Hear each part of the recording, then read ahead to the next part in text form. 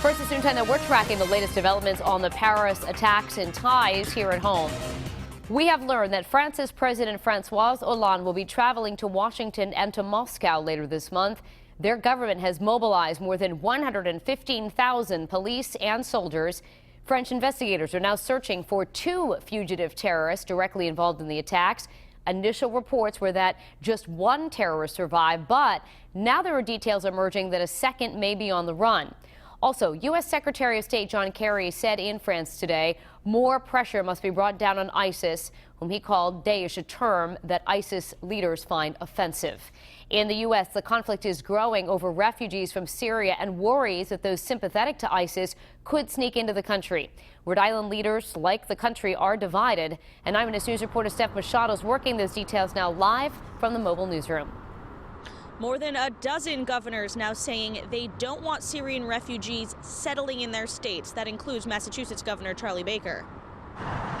As multiple governors, local state representatives, and Republican presidential candidates declare they don't support the resettlement of Syrian refugees in the United States, Rhode Island's Catholic leader is speaking out, saying that would be wrong. Bishop Thomas Tobin says too often in the past, our nation has erroneously targeted individuals as dangerous simply because of their nationality or religion. In these turbulent times, it is important that prudence not be replaced by hysteria.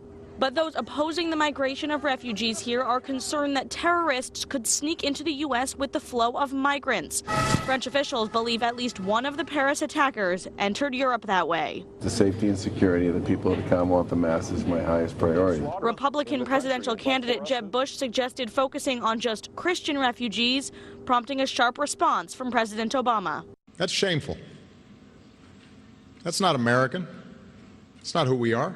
The governor's objections may be a moot point. Legal experts tell CBS News under the Refugee Act of 1980, the federal government has the power to accept refugees and settle them in any state.